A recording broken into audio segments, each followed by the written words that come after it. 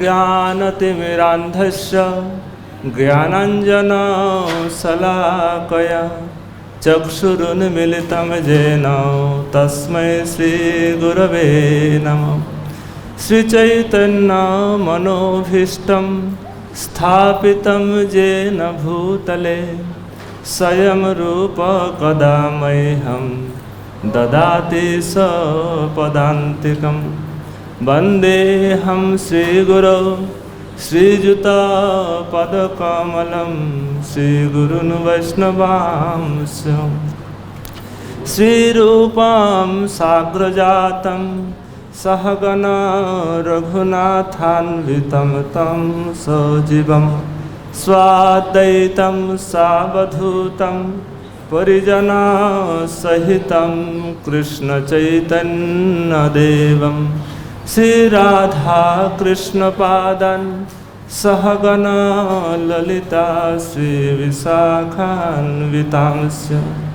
नमोऽयं विष्णुपादाय कृष्णप्रेष्ठाय भूतले श्रीमते भक्तिवेदान्त स्वामिन् इति नामिने। नमस्ते सरस्वती देवे गौरवाणी प्रचारिणे निर्विशेष शून्यवादी पाश्चात्यदेशतारिणे। वाञ्छाकल्पतरुभ्यश्च कृपा सिन्धुभ्यैव च पतितानां पावनेभ्यो वैष्णवेभ्यो नमो नमः। नमो महावदन्नाय कृष्ण प्रेम प्रदायते कृष्णाय कृष्णचैतन्य नाम्ने गौरतिसे नमः। संकर्षण कारणतसै गर्भदोष च पायब्धिसै शेषश्च यस्यां सकलासनित्यानन्दखरां शरणं ममास्तु। हे कृष्ण करुणा सिन्धु दीनबन्धो जगत्पते गोपेश गोपिकान्त राधाकान्त नमोस्तुते। तप्त कांचन गौरांगी राधे वृंदावनेश्वरी वृषभानुसुते देवी प्रणमामि हरिप्रिये। तप्त कांचन गौरांगी राधे वृंदावनेश्वरी वृषभानुसुते देवी प्रणमामि हरिप्रिये। जय श्री कृष्ण चैतन्य प्रभु नित्यानंद श्री अद्वैत गदाधर श्रीवासादि गौरभक्तवृंद। हरे कृष्णा कृष्णा कृष्णा हरे हरे हरे राम राम राम हरे हरे। हरे कृष्णा कृष्णा कृष्णा हरे हरे हरे राम राम राम हरे हरे।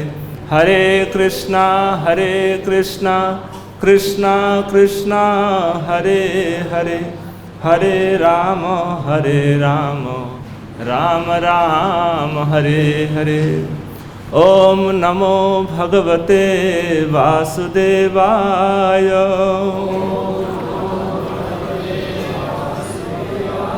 ओम नमो भगवते वासुदेवाय।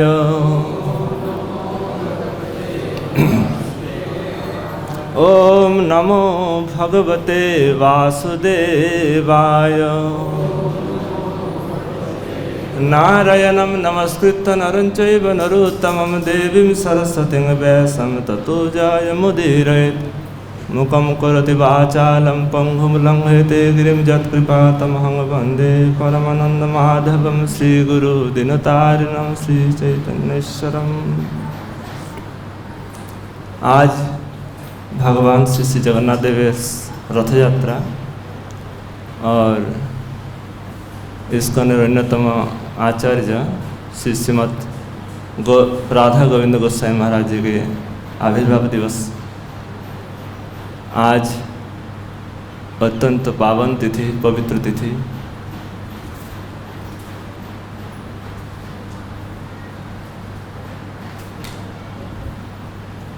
भगवान के चरित्र और भक्तों के चरित्र दोनों जब सुना जाता है तभी पूर्ण सार्थक, कथा के पूर्ण सार्थकता माना जाता है। जगन्नाथ देव जी की एक साइड है तत्व साइड, जगन्नाथ जी के इतिहास, और जगन्नाथ देव जी की भक्तों के साथ विभिन्न लीला एक साइड है, दोनों तरफ। तो भगवान की करुणा अपार है, असीम है। तो हम लोग बहु बार सुन चुके हैं भगवान जगन्नाथ जी की लीला। ये जो भगवान जगन्नाथ देव जी की जो रथ यात्रा है, ये भगवान श्री कृष्ण के वन विहार है, भगवान श्री कृष्ण के वन विहार। श्रीमती राधा विरह विधुरा जो रूप है, यह है जगन्नाथ जी का रूप है। जगन्नाथ देव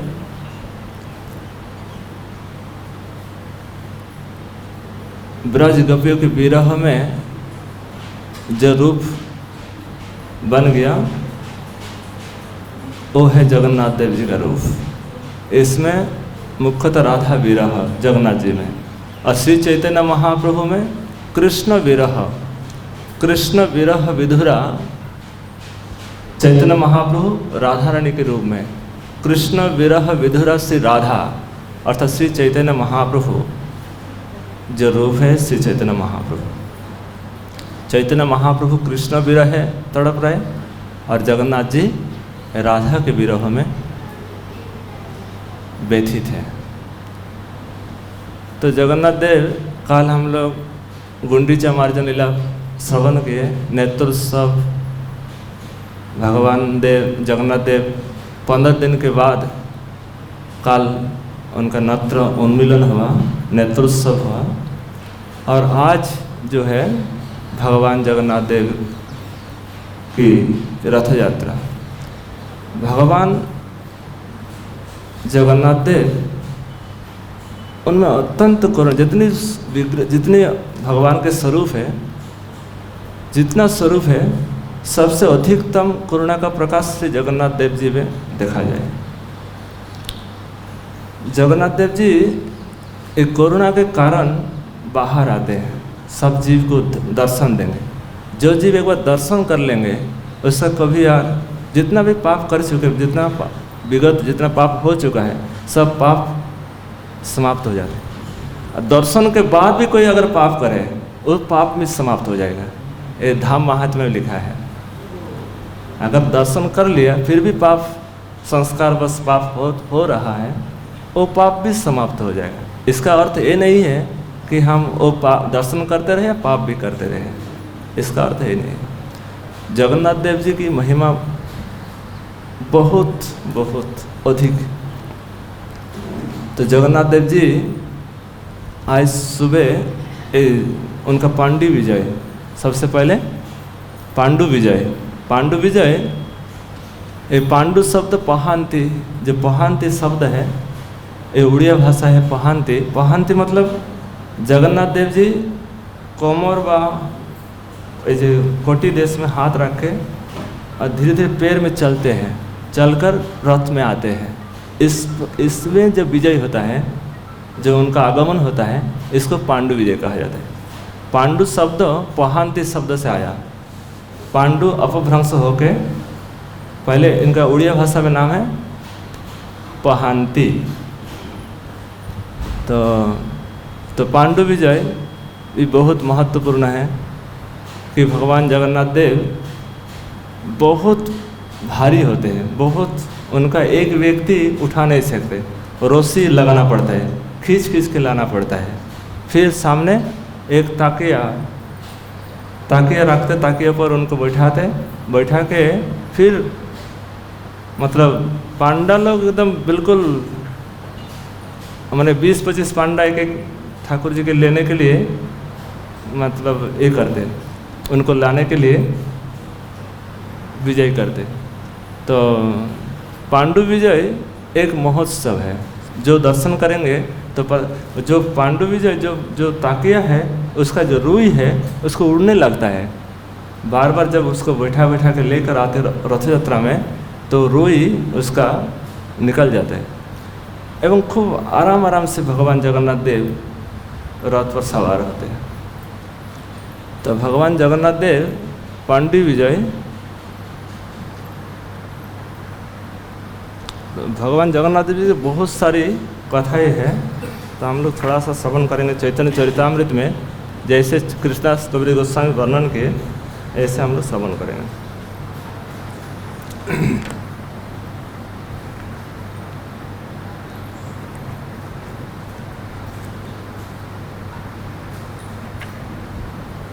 इस जगन्नाथ देव जी की जो रथ है ये रथ जड़ नहीं है, क्योंकि जड़ वस्तु चिन्मय वस्तु को वहन नहीं कर सकते।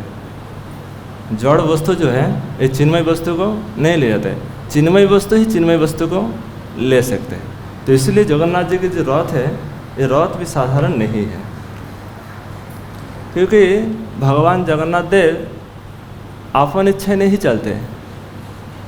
माने जगन्नाथ देव अपन इच्छा चलते, रथ के जो खींचने से रथ भगवान देव चल जाएंगे ऐसे नहीं है।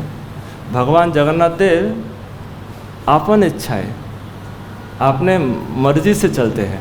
कोई ऐसे लिखा है, कबीर गोस्वामी लिखते हैं कि बहुत सारे हाथी का प्रयोग करते हैं खींचने के लिए, बहुत बल प्रयोग करते हैं, फिर भी जगन्नाथ देव जी का रथ एक कदम आगे नहीं बढ़ा पाते।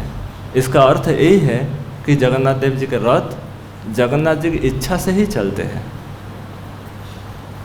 हाँ, इसलिए जगन्नाथ देव जी के रथ को जो प्रणाम करेगा, जो उसका दर्शन करेगा, उसमें जो भगवान और आज का दिन जगन्नाथ देव जी जब रथ में सवार होते, सभी लोग आके जो नीच जाति के, जो उसका प्रवेश नहीं है, जगन्नाथ जी के मंदिर में प्रवेश का अधिकार नहीं है, वो भी आज जगन्नाथ देव जी को आलिंगन करते, उसके गोद में सो जाते हैं, जैसे लगते बहुत अपना है। ऐसे ऐसे मतलब आज का दिन जगन्नाथ देव जी सबके लिए समान करुणा वितरण। तो आज जगन्नाथ देव जी की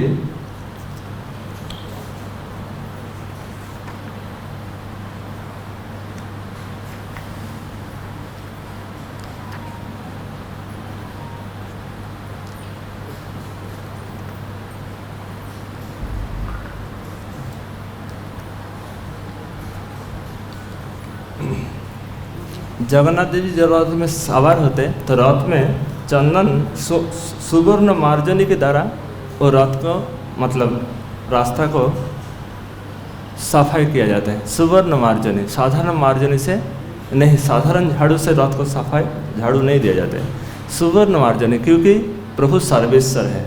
महिमा श्री चैतन्य महाप्रभु बीच बीच में महिमा महिमा करके उच्चारण, महिमा अर्थात सर्वेश्वर, महिमा शब्द का अर्थ है सर्वेश्वर। उड़िया भाषा का शब्द है महिमा, किंतु इसका अर्थ है सर्वेश्वर, सम्मान सूचक शब्द है।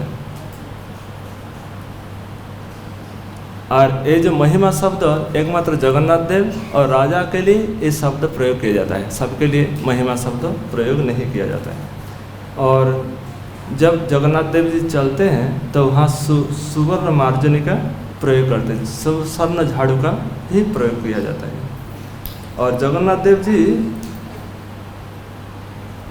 चंदन जलते करे सिंचन, चंदन जल से जो रथ है, ये जो रास्ता है उसको सिक्त किया जाता है, छिड़क दिया जाता है। तो जगन्नाथ देव जी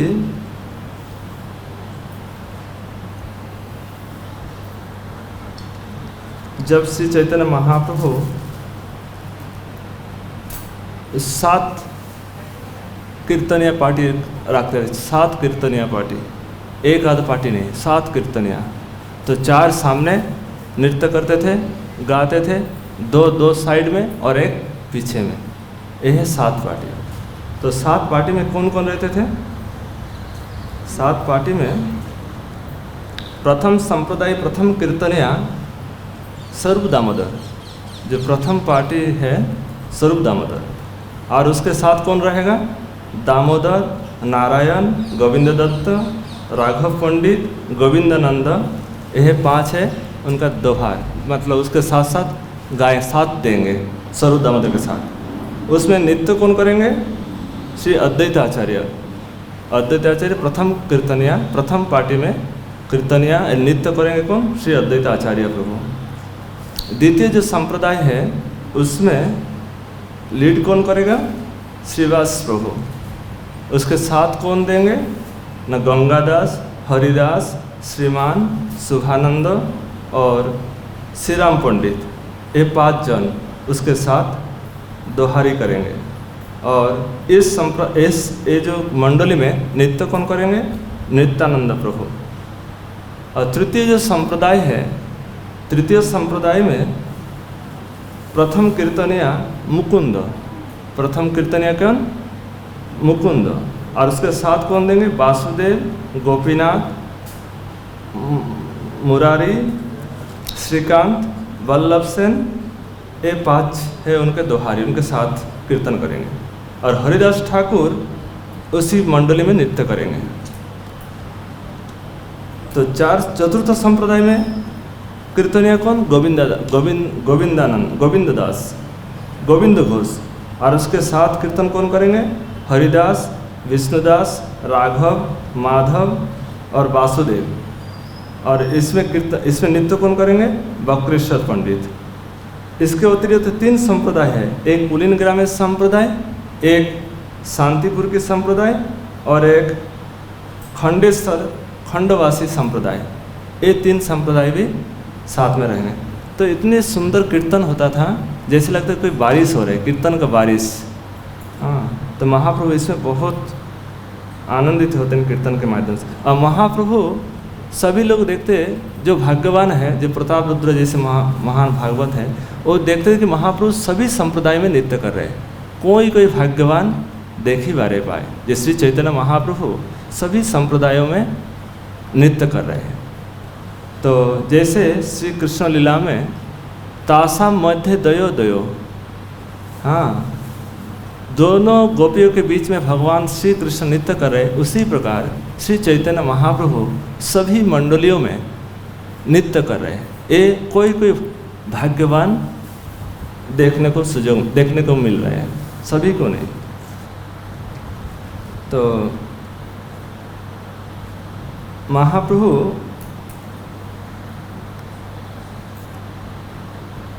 जैसे जब कभी कभी महाप्रभु आगे नृत्य करते थे, पीछे तरफ जगन्नाथ जी हैं, तो जगन्नाथ जी बहुत धीरे धीरे चलते थे, बहुत धीरे धीरे, कि जगन्नाथ जी के सामने जगन्नाथ जी जब चैतन्य महाप्रभु को देख नहीं पाते, वो उसका रथ थम जाता था, रथ आगे नहीं चल पाता था। माने पूरी जगन्नाथ देव चैतन्य महाप्रभु प्रति ध्यान रखते थे, कहाँ जगन्नाथ चैतन्य महाप्रभु है। जैसे चैतन्य महाप्रभु अपने दृष्टि से दूर हो गए तो जगन्नाथ जी के रथ थम जाते, नहीं चलते। पीछे से जितना ही धक्का मतलब प्रयास करें चलाने का, बिल्कुल नहीं चलते थे, क्योंकि जगन्नाथ देव जी रथ के व किसी के बल के सहारे से नहीं चलते, वो अपन इच्छा ही चलते। आज जगन्नाथ जब चैतन्य महाप्रभु पीछे से अपना सिर लगा के रखते थे तो जगन्नाथ देव जी का रथ बहुत तेज़ी से दौड़ते थे। हाँ, क्योंकि जगन्नाथ उस समय किसी का बल नहीं, चैतन्य महाप्रभु अपने हाथ से जगन्नाथ जी के रथ का स्पर्श करते ही बहुत तेज़ी से भागते थे रथ। चैतन्य महाप्रभु, अरे ये रथ यात्रा की शुरुआत कब से हुआ इसका कोई इतिहास नहीं है। अनादिकाल से रथ यात्रा चले आ रहे हैं, अनादिकाल से। और ये एक्चुअली ये जो रथ यात्रा, ये गुंडीचा महारानी जो इंद्रदुम्न, एक बार क्या हुआ, ब्रह्मा एक दिन भगवान से प्रार्थना की कि प्रभु मैं जीव को सृष्टि करता हूँ और जीव बहुत दुखी होते हैं, तो इसलिए सृष्टि करना कोई अच्छी बात नहीं है, क्योंकि सृष्टि करने के कारण और सब जीव दुखी हो जाते हैं। तो इसलिए कोई दूसरा उपाय, आप दर्शन दान करके सबको उद्धार करिए। तो भगवान जगन्नाथ देव जी कहे कि ठीक है, जो जीव मुझे दर्शन करेंगे वो जीव सब उद्धार हो जाएगा। तो उस समय भगवान जगन्नाथ देव नील माधव रूप में विराजमान थे। नीलमाधव रूप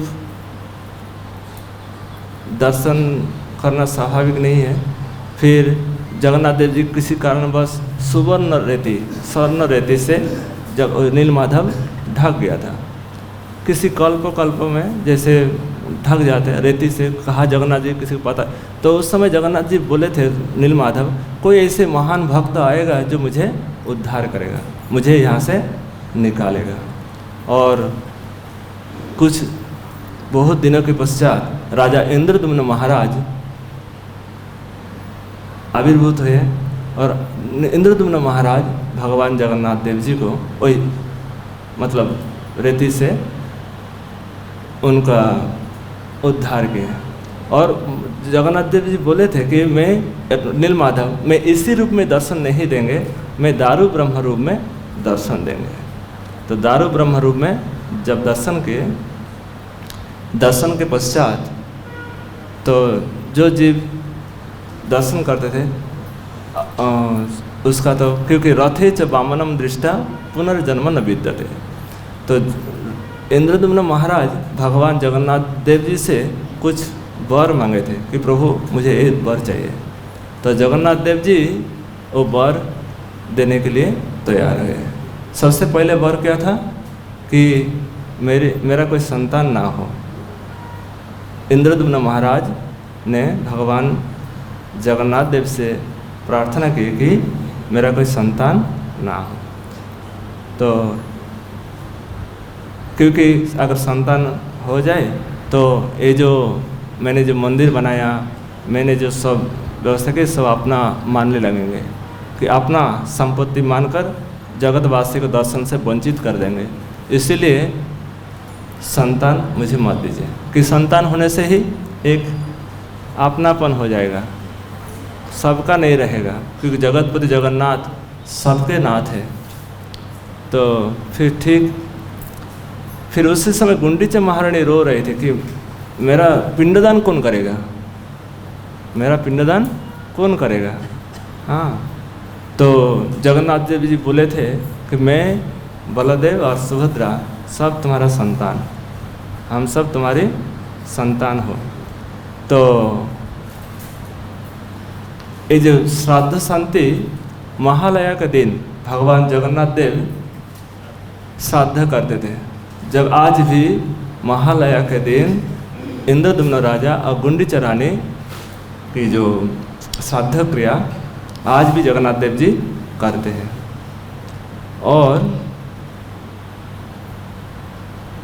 और बोले कि मैं ये जो रथ मतलब रथ यात्रा ये 7 दिन गुंडीचा महारानी के घर में रहेंगे। रथ यात्रा में मैंने अपने स्वर्ण वेदी से निकाल करके मैं आपके घर जाएंगे और वहाँ 7-8 दिन 9 दिन तक वहाँ रहेंगे। ऐसे वर्णन है पुराणों में, इसको स्वर्ण वेदी कहते हैं। इस वेदी को हजारों बार दर्शन करें, जो फल नहीं होते महावेदी से दर्शन करने से उससे अधिक फल होता है। जो गुंडीचा महारानी की जो वेदी है आड़प दर्शन बोलते हैं इसका। और उस समय जगन्नाथ जी का दर्शन बहुत कम मिलता था। आजकल ऐसे वर्णन है जे जहाँ जगन्नाथ देव जी मंदिर है और जहाँ गुंडीचा महारानी की मंदिर है, दोनों के बीच में एक नदी था। नदी समुद्र में मिलता था। क्या नदी नाम? भार्गवी नदी। तो उसमें 2 रथ बनाया जाता था, 2 सेट रथ बनाया जाता था। एक सेट रथ वहाँ से जगन्नाथ जी नदी के किनारे पे आएंगे, फिर वहाँ से हाथ से जल से ला करके फिर दूसरे रथ में सवार करेंगे। ऐसे 2-4 दिन लग जाता था आने जाने में। वहाँ से 1 दिन, फिर इधर 1 दिन, 2-4 दिन लग जाता था।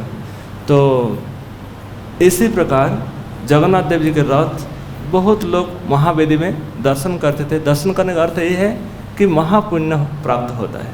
तो जिन्होंने दर्शन किया वो तो बहुत भाग्यवान है। जो दर्शन नहीं किया उसको एक बार महावेदी में जब विराजमान रहेंगे जगन्नाथ देव जी, उस समय एक बार दर्शन करना चाहिए। महावेदी का दर्शन बहुत आड़प दर्शन बोलते हैं इसको, वो दर्शन बहुत महत्वपूर्ण है। तो जगन्नाथ देव जी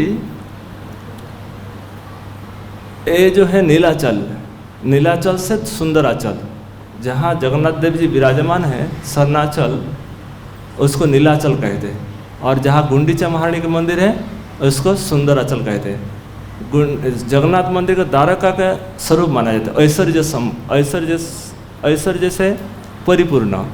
और जो गुंडीचा महारानी के जो मंदिर है ये वृंदावन, ये सुंदराचल, ये माधुर्य से मंडित है, माधुर्य संपन्न, माधुर्य से भरा है। वहाँ ऐश्वर्य का कोई स्थान नहीं है। जो वृंदावन में जो श्री कृष्ण का जो रूप है, यहाँ ऐश्वर्य है किंतु ऐश्वर्य माधुर्य को दबा नहीं पाते। यहाँ भी ऐश्वर्य है, यहाँ ऐश्वर्य मतलब जैसे गिरिराज धारण है, यहाँ जो विभिन्न असुरों का जो हत्या किया मारा, ये भी ऐश्वर्य है। किंतु यहाँ ऐश्वर्य से कोई ब्रजवासी प्रभावित नहीं है, इसको कोई मान्यता नहीं देते। अरे ये कान्हैया नहीं किया, कौन किया? कोई नारायण ने किया, ये कान्हैया का कोई दम नहीं है। हाँ, तो यहाँ माधुर्य का प्रभाव नहीं है वृंदावन में, तो इसलिए माधुर्य सबसे अधिक महत्वपूर्ण है। जो वृंदावन के जो भक्त हैं वो माधुर्य से उनका हृदय भरा है। तो जगन्नाथ देव जी आज नीलाचल से सुंदराचल आएंगे। किस लिए आएंगे? न गोपी जन के विरह दूर करने के लिए। जब भगवान श्री कृष्ण कुरुक्षेत्र में आए थे तो कुरुक्षेत्र में श्रीमती राधा रानी से गोपीजनों से मिलन हुआ, किंतु राधा रानी वहाँ श्री कृष्ण का ऐश्वर्य मंडित रूप देखकर प्रसन्न नहीं हुए, खुश नहीं हुए। तो उस समय कहे कि प्रभु जो वृंदावन का जो रूप है वो मैं देखना चाहते। वहाँ जो आपका सुंदर जो वेणु जो वंश विभूषित करा नवनीर दाभार, हाँ, जो ये जो रूप है ये रूप में वहाँ दर्शन करना चाहते। यहाँ वो जो आनंद वृंदावन जमुना पुलिन में जो आनंद होता था वो आनंद यहाँ नहीं मिल रहा है। तो इसलिए प्रभु आप यहाँ से वृंदावन चलिए। तो श्रीमती राधा रानी समस्त गोपीजन मिलकर भगवान श्री कृष्ण को कुरुक्षेत्र से यहाँ वृंदावन लेकर आए थे, मतलब नीलाचल से सुंदराचल लेकर आए थे। तो इसलिए आज का जो दिन है बहुत महत्वपूर्ण दिन है। आज गौड़ीय भक्त जो होते हैं राधा रानी के भक्त होते हैं। राधा रानी हृदय में जो दर्द है, श्री चैतन्य महाप्रभु जो हृदय में दर्द है कि जो राधा रानी के विरह को शांत करने के लिए भगवान श्री कृष्ण को द्वारका से व नीलाचल से, हाँ, वृंदावन की ओर ले आ रहे हैं। किंतु जो और जो अनवसर काल में देखिए कैसे अनवसर जो काल होता है 15 दिन का, उस समय जगन्नाथ देव जी लक्ष्मी से विहार करते हैं। 15 दिन अनवसर के समय लक्ष्मी जी के साथ, और लक्ष्मी जी की परमिशन लेकर ही वृंदावन आते। बिना परमिशन से आने नहीं देंगे कि 7 दिन 10 दिन के लिए मैं जा रहे हैं, तुरंत लौट कर आ जाएंगे। हाँ, तो ये जो वृंदावन का दर्शन, ये वृंदावन, ये जो रथ यात्रा है, ये वृंदावन की मतलब वृंदावन का दर्शन करने की लालसा कि गोपीजन कितने विरह में है, कितने दर्द में है, कितने पीड़ा भोग रहे हैं, इसको शांत करने के लिए भगवान श्री कृष्ण का आज ब्रजागमन। तो इसलिए आज गौड़ीय भक्त का बहुत आनंद का दिन है। आज गौड़ीय भक्त सभी आज मतलब भाग लेंगे इसी रथ यात्रा मनाने के लिए कि आज प्रभु ब्रज में आएंगे। तो उसी भाव को हृदय में, अपना हृदय में भी जागृत करना है। तो जगन्नाथ जी की एक दो हम लोग कथा श्रवण करेंगे। जगन्नाथ देव जी अत्यंत कृपालु है। जैसे एक भक्त था, ये राजा एक जगन्नाथ जी के सेवा करते थे, जगन्नाथ देव जी की सेवा करते थे। तो जगन्नाथ देव जी बालों में एक स्वर्ण चपा फूल धारण करते हैं। स्वर्ण चपा बहुत सुगंधी फूल होते हैं, स्वर्ण चपा बहुत सुगंधी होते हैं। तो एक बार राजा आए थे कटक से भगवान जगन्नाथ देव से दर्शन के लिए। तो पुजारी ने भगवान राजा को एक वो फूल, जो कान का जो फूल है, वो जगन्नाथ जी के राजा के हाथ में दिया। तो राजा जब देखा कि इस फूल में क्या है, एक बाल दिखाई दिया, तो राजा के मन में बहुत दुख हुआ कि पुजारी जो लोग हैं ये ठीक से सेवा नहीं करते, ये जो बाल है ये बहुत अशुद्ध है, इसी का भी सेवा में लगा दिया। तो जैसे ही बाल हाथ में मिला तो तुरंत पुजारी को बुलाया कि पुजारी को बुला कर लाए। तो कहे कि ये बाल कहाँ से आया, ये जो बाल जो है, ये जो फूल में जब बाल है, ये बाल ये तो अशुद्ध है। तो कहे कि सरकार जगन्नाथ देव जी में सिर में बाल है। तो राजा ने कहा कि अगर बाल दर्शन करा दोगे काल तो ठीक है, अगर नहीं करा पाओगे तो तुम्हारा सिर जाएगा काल, हाँ, कोई रुकने वाला नहीं। तो पुजारी बहुत डर गया कि आज ही शायद हमारा आखिरी दिन है भगवान जगन्नाथ जी की सेवा पूजा करने का, काल तो और दर्शन करने का भी अवसर नहीं मिलेगा। तो खूब रो रहे रात भर कि यार सुबह होते ही राजा आएंगे और जो अगर मैं नहीं दर्शन करा पाओ तो हमारा गर्दन चला जाएगा। बहुत रो रहे थे, रात भर रोते रोते। जब भगवान जगन्नाथ देव जी कहे कि मैं जगतपति हूँ, जगन्नाथ हूँ, सबके सिर में बाल है, हमारा सिर में बाल नहीं है, देखिए हमारे सिर में कितना बाल है। तो उन्होंने जगन्नाथ देव जी ने अपना सिर में बाल का दर्शन कराए पुजारी को। तो बोले अच्छी बात है, तो काल राजा आएंगे तो राजा को भी दर्शन करा देंगे। तो राजा सोचने लगे पुजारी से अपना जान बचाने के लिए कुछ ब्लूटेक से व कुछ ऐसे कुछ पदार्थ से चिपका दिया, ऐसा हमसे ड्रामा कर रहे हैं, जगन्नाथ जी से छल चातुरी कर रहे हैं, इसका तो अवश्य गर्दन जाना चाहिए, मैंने लेना चाहिए। तो फिर जब भगवान राजा ने जब उसको बाल को जब खींचा तो खींचते ही उसमें से खून आने लगे। तो राजा समझ गए कि साक्षात जगन्नाथ देव जी में इसके सिर में बाल है। तो इसीलिए भगवान जगन्नाथ देव जी अपने भक्तों से इतनी प्रेम है, इतनी करुणा है कि अपना सारा सब कुछ भूल जाते हैं, सब कुछ भूल कर, अपना ऐश्वर्य को भूल कर अपने भक्तों की सेवा में जोड़ देते हैं। एक बार एक बंधु महांती जाजपुर में उनका घर था। देखिए सत्य घटना, आज भी हाँ, बंधु महांती का एक जायगा भी है जहाँ बंधु महांती का वंशज आज भी विराजमान है।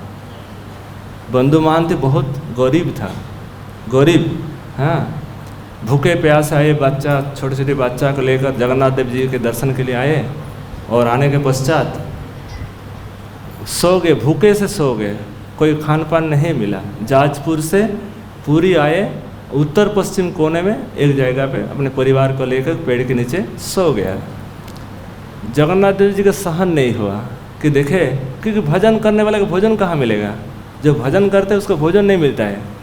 हाँ, एक नियम है, जो ब्रज में भजन करते हैं उसका भोजन बहुत कष्ट से मिलता है। आज जो छल कपट करेगा उसका तो भोजन ही भोजन है, उसका भोजन की कमी नहीं है। किंतु जो भजन करने वाला उसका भोजन वास्तविक उसको बहुत सहन करना पड़ता है। तो जो जाजपुर से जो आए तो भगवान जगन्नाथ देव जी क्या किए, पूरा अपने स्वर्ण थाल से पूरा सजा करके लेकर आए और बंधु महांती से कहे कि बंधु महांती कौन है, आपके लिए कोई ब्राह्मण के वेश में आए, ठाकुर जी ने भोजन भेजा। तो बंधु महांती सुनकर भी सुन नहीं रहे हैं, शायद कोई और बंधु महांती होंगे, शायद और कोई होंगे, मैं नहीं हूँ। फिर जब कहे कि जाजपुरी बंधु महांती, तब उनको पता, मैंने ठीक लगा कि मैं ही बंधु महांती हूँ। तब जब बंधु महांती को दिया, वो खूब खुश से पूरा परिवार प्रसाद लिए। फिर सुबह सुबह जब राजा ने देखा कि सोने का थाली कौन चोरी करके ले गया, फिर से पिटाई। हाँ, पिटाई से तो गरीब पर हमेशा पिटाई होता है, जो गरीब होते हैं वो हमेशा ही उनका परीक्षा होती है। तो जब उनका पिटाई हुई तब भगवान फिर जेल में भर दिया। हाँ, जेल में भर दिया, चोर जगन्नाथ देव जी का रथ मैंने थाली चोरी किया। फिर भगवान जगन्नाथ सपनादेश करेंगे राजा को कि वो हमारा भक्त है, उनका अच्छा सेवा दो, उनका अपने हमारे पास रखो, उनका पूरा पूरा मतलब आज भी उनका वंशज आज जगन्नाथ जी की सेवा कर रहे हैं। यही है जगन्नाथ देव जी, इतनी करुणामय, इतनी, क्योंकि जिसका अंदर करुणा है उसका आँख लाल होगा, ये करुणा का परिचय है। जगन्नाथ जी का आँख कितना लाल, आप देखना पूरा लाल भरा है, करुणा से पूरा भरपूर है। तो इसीलिए जगन्नाथ जी हमेशा अपने भक्तों पर ध्यान रखते। एक भक्त था रघु अरखत, अरिखत, अरहित, रघु अरखित। अरखित मतलब गरीब, बहुत कांगाल, जिसका कोई खान पान की व्यवस्था नहीं है। रघु अरखित एक धनाढ्य परिवार से उनका शादी हुआ, बड़े परिवार में शादी हो गया। तो शादी होने के बाद जो पत्नी की जो भाई थे, तो भाई ने सोचा हमारे जीजाजी जो है ये अरखित है, ये गरीब है, कांगाल है, इससे परिचय देना भी हमारा शर्म लगता है, इसका हमारे जीजाजी कहने भी शर्म लगता है। तो इससे एक अच्छा है कि इसको वध करके, इसको मार करके किसी और से शादी करा देंगे। तो उसको बुलाया और बुलाने के पश्चात अच्छा अच्छा भोजन दिया। एक पीठा है उड़ीसा का, वो पीठा में वो जो उनकी पत्नी थी, शादी हो गई तो पत्नी थी, पत्नी हाँ, जब एक पीठा कुछ भी है तो उसमें अंदर कागज़ में लिख दिया था इसको मत खाना, इसको खाना नहीं। तो रघु अरखित जब उनको मिला प्लेट में, जब उसको तोड़ा, देखिए कागज़ में लिखा है नहीं खाना, तो उसको बोलते इसको खाना ही खाना है क्योंकि जगन्नाथ जी का प्रसाद है, इसको क्यों नहीं खाए। जगन्नाथ जी जो चीज़ को खा गया, जो चीज़ को, हरे कृष्णा कृष्ण कृष्ण हरे हरे, हरे राम राम राम हरे हरे, कृष्ण कृष्ण कृष्ण हरे हरे, हरे राम राम राम हरे हरे, हरे कृष्ण कृष्ण हरे हरे, हरे राम राम राम हरे हरे, हरे कृष्ण कृष्ण कृष्ण हरे हरे, राम राम राम हरे हरे, हरे कृष्ण कृष्ण कृष्ण हरे हरे, हरे राम राम राम हरे हरे, हरे कृष्ण तो रघु हरे राम राम हरे हरे, हरे कृष्ण कृष्ण कृष्ण हरे हरे, हरे राम जगन्नाथ कृष्ण कृष्ण हरे हरे, हरे राम सुनाई देगा ना, हाँ, हरे कृष्णा। तो रघु अरखित जो है हरे कृष्णा कृष्ण कृष्ण हरे हरे, हरे राम राम राम, हरे कृष्णा कृष्ण कृष्ण हरे हरे, हरे राम राम राम हरे हरे, हरे कृष्णा कृष्ण कृष्ण हरे हरे, हरे राम राम राम हरे हरे, हरे कृष्णा कृष्ण कृष्ण हरे हरे, हरे राम राम राम हरे हरे। तो हरे कृष्णा कृष्ण कृष्ण हरे हरे, हरे राम राम राम हरे हरे। तो रघु अरखित जब उन्होंने लेटर देखा, अपने पत्नी की दिया हुआ लेटर भोजन में, तो उसको देखा, उन्होंने देखा कि लिखा है नहीं खाना। तो जब उन्होंने मन में सोचा कि अरे प्रभु जगन्नाथ देव जी जिस चीज़ को पाया उसको मैं क्यों नहीं खाए, उन्होंने खाना शुरू किया। थोड़ा सा मूर्छा आया था, ग्रंथ में लिखा है थोड़ा सा मूर्छा आया, किंतु फिर सुबह सुबह देखे वो परिवार के लोग सोचने लगे शायद रघु मर गए, उसका जीवित नहीं है। फिर सुबह उठे देखे जय जगन्नाथ का कीर्तन शुरू कर दिया। जगन्नाथ जी का कीर्तन बहुत ज़बरदस्त चल रहा है। फिर जगन्नाथ देव जी कहे कि अपनी पत्नी को लेकर आप चले जाइए। जगन्नाथ देव जी कहेंगे रघु से क्या कि अपनी पत्नी को लेकर आप चले जाइए। फिर भी घर वाले लोग पीछे से गुंडा लगा दिया कि इसको रास्ता में मारकर फिर लौट कर आ जाना। फिर जगन्नाथ देव जी क्या किया, फिर अपने सब सैन्य बल लेकर सब गुंडा को भगाया, फिर अपना साफ करके फिर अपने पूरा घर में, रघु के घर में पति पत्नी को बहुत अच्छा से पहुंचा दिया। फिर रघु अर्कित को सेवा भी दिया, जो लीला हुआ सभी भक्तों के साथ अपने सेवा में जोड़ दिया। जगन्नाथ देव जी सभी हर समय अपने भक्तों पर ध्यान रखते हैं। ये माधुर्य के परिपूर्ण विग्रह है, पूरा करुणा के अवतार है, करुणा के सागर है। और आज इसी पावन तिथि में, पवित्र तिथि में, पुनीत तिथि में आज इस्कॉन के अन्यतम आचार्य श्री श्रीमद राधा गोविंद गोस्वामी महाराज जी के आविर्भाव दिवस भी है। जब हम भगवान के इतनी करुणा देखते, भगवान में इतनी करुणा है तो उनके भक्तों में कितनी करुणा है, उनके भक्तों में भी करुणा की कमी नहीं है। महाराज जी जब भी जाते, बाहर जाते, अब देखना बांदरों को, गायों को कोई भी कुछ मांगा तो उसको दिए बिना छोड़ेगा नहीं। महाराज जी के इतने हृदय कोमल है, इतने ब्रजवासियों के प्रति इतनी उनकी श्रद्धा है कि हर क्षण उनका मन में यही भावना कि कुछ दे दिया जाए। देने के तो कुछ है नहीं, किंतु जो भी साथ में रहेगा उसको उन्होंने दे ही दिएगा। मैं एक बार एक स्कूल में पढ़ते थे, यहाँ संस्कृत पढ़ते थे, तो हाँ स्कूल तो ऐसे दान दक्षिणा में चलता है, उसका तो कुछ ऐसे आर्थिक मतलब विशेष व्यवस्था नहीं है। तो वो गुरुजी आए थे महाराज जी के पास, क्योंकि महाराज जी स्कूल बना रहे, कुछ पैसा सहयोग नहीं है, कुछ सहायता कर दीजिए। तब महाराज जी के पास उस समय 15,000 रुपये था, उठ ले आया और तुरंत महाराज जी के हाथ में, गुरु जी के हाथ में दे दिया। फिर कहे कि कार्तिक के बाद आना, जो भी कुछ मिलेगा फिर आपको दे देंगे।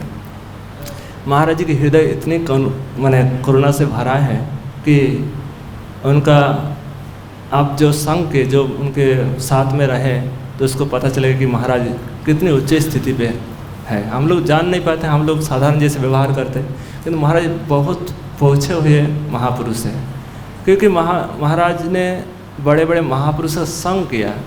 जो भक्त ने भक्त को महापुरुष का संग नहीं किया वो भक्त की महिमा नहीं जान सकते। जैसे महाराज जी ने बचपन से ही तो साधु थे, भक्त थे, बचपन से अपने ग्रंथ का, शास्त्र का अध्ययन करते थे, स्कूल में जाते थे, भागवत का ही सारा दिन अध्ययन करते थे, रामचरितमानस, गीता जी के अध्ययन करते थे। और उसी अवस्था में, छोटी अवस्था में भाई जी श्री हनुमंदास पोद्दार जी के साथ संग प्राप्त किए। एक जन भगवत साक्षात्कार महापुरुष, जब उनके साथ रहे कुछ दिन, फिर उनके वहाँ कल्याण पत्रिका निकाला था। महाराज जी घर से ही वो पत्रिका का अध्ययन करते थे। जब एक बार महाराज बनारस में पढ़ते थे, पढ़ते समय वहीं से उनका मतलब भाई जी से संबंध हुआ, और एक बार महाराज जी गोरखपुर चले भी गए थे। चले जा महाराज जी गए गीता वाटिका ऋषिकेश, वहाँ भाई जी के साथ रहने लगे। और जब श्रील प्रभुपाद जी एक बार गए कुछ ग्रंथ का मतलब अनुवाद किया, उसका कुछ मतलब कॉपी छापने के लिए, तो उसमें भाई जी ने प्रभुपाद जी को कुछ पैसा दिए थे, 3,000 कुछ ऐसे रुपया दिए थे भागवत छापने के लिए। तो उसी समय श्री हनुमंदास पोद्दार जी महाराज श्रील प्रभुपाद को देखकर कहे कि आप इसके साथ चले जाइए, एक गौड़िया भक्त है, श्री चैतन्य महाप्रभु के भक्त है, आप इसके साथ चले जाइए। तो भाई जी ने महाराज जी को श्रील प्रभुपाद के हाथ में दे दिया, और श्रील प्रभुपाद जी अपने साथ में लेकर आए, वृंदावन आए। वृंदावन आकर उन्होंने श्रीमद् भागवत जी का अध्ययन किए।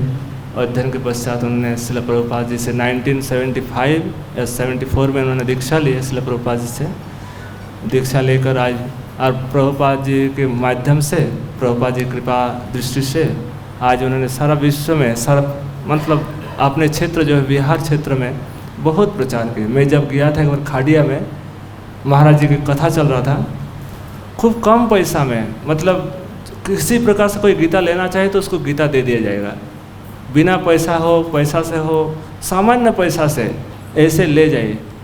मतलब इतने हृदय करुणा, मतलब इतने हृदय उदार है कि सभी लोग भगवान के भक्त बने। एक बार मैं हरिद्वार में महाराज जी के साथ थे, तो महाराज जी के साथ कोई भी ऐसे जो श्रोता है 7 दिन कथा सुनने के बाद 1 रुपया भी देते हैं, 1 रुपया, 2 रुपया, 3 रुपया, जो बिहार से आने वाले भक्त हैं बहुत कम पैसा देते थे। कोई ज़्यादा जो बड़े भक्त हैं, जो जिसके पास बहुत धन है तो बहुत पैसा देते थे। तो महाराज जी उस पैसा को दान में दे देते थे, किसी को ज़रूरत पड़े तो धनी मानियों को पैसा नहीं ग्रहण करते थे, मतलब ले लिया किंतु किसी को देने के लिए। किंतु महाराज जी कहे कि जो 1 रुपया 2 रुपया मेहनत की कमाई करके मुझे देता था, उसी पैसा से मैं कुछ खरीद करके खाता था, उस पैसा को मैं किसी को नहीं देता था, उसी से कुछ खरीद करके कुछ अपने सेवा में, अपने सेवा में लगाता था। कि गरीब की पैसा ये बेईमानी की पैसा नहीं है, ये बहुत मेहनत की पैसा है, तो इसको तो सेवन करना है। उसको कभी महाराज जी खुद कहे इस पैसा को मैं कभी किसी को नहीं देते, इस पैसा अपने सेवा में लगाते हैं।